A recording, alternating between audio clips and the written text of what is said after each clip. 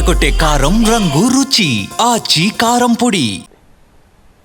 ఇవాల్టి సమావేశానికి హాజరైన దర్శకుడు తేజ ఇండస్ట్రీ సమస్యల్ని ప్రభుత్వానికి వివరించామన్నారు. ఓటీటీలు పైరసీ వల్ల సినిమాకి నష్టం జరుగుతోందన్నారు. అంతేకాదు టికెట్ రేట్ కంటే పాప్కార్న్ రేట్ ఎక్కువగా ఉన్న ఈ పరిస్థితులు కూడా మారాల్సిందేనన్నారు.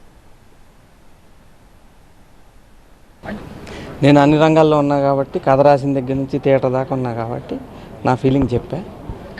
థియేటర్లో ఉన్న క్యాంటీన్ ప్రైజులు కానీ టికెట్ ప్రైజింగ్ కానీ ఎక్కువ ప్రైజులు ఇవ్వటం కానీ అన్నిటి మీద డిస్కషన్ జరిగింది. నాకు తెలిసి బాగుంటుంది.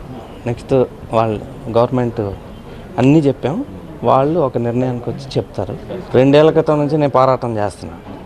టికెట్ రేటు కంటే పాప్కార్న్ 3 ఇంతలు ఉంది. అవన్నీ తగ్గాలి, డెఫినెట్గా తగ్గాలి. నేనే సినిమాకి వెళ్ళాలి భయపడుతున్నా, ప్రతి వారం వెళ్ళేవాడిని. నేను పాప్కార్న్ లేకుండా సినిమా చూడను. అది అంత రేటు ఉండేటప్పుడు నేనే అదురుకుంటున్నాను అసలు. సో అవన్నీ తగ్గాలి. ఐబొమ్మ అతన్ని పట్టుకున్నారు, ఎక్కడి నుంచి లీక్ అవుతుందో అది ఆపితే అప్పుడు చెట్టు. ఇండస్ట్రీ సైడ్ మా అభిప్రాయాలని చెప్పమన్నారు అన్ని డిపార్ట్మెంట్లు. Theatre side, distributor side, maker side, producer side, అన్ని సైడ్లు మాట్లాడారు.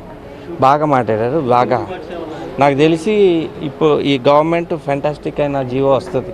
పెద్ద సినిమాకి రేటు కొంచెం పెరగాలి, అలా అని చెప్పి ఆడియన్స్ సినిమా థియేటర్కి రాకుండా చేయకూడదు. ఈ తెలుగు సినిమా ప్రపంచానికంతా వెళ్ళింది, ఎలా బాహుబలి వల్ల వెళ్ళింది అనుకుందాం. దానివల్ల మొత్తం ఇంటర్నేషనల్ మార్కెట్ వచ్చింది మనకి. అలా పెట్టాలంటే అంత పెట్టుబడి పెట్టాలి, దాన్ని సేవ్ చేయాలి.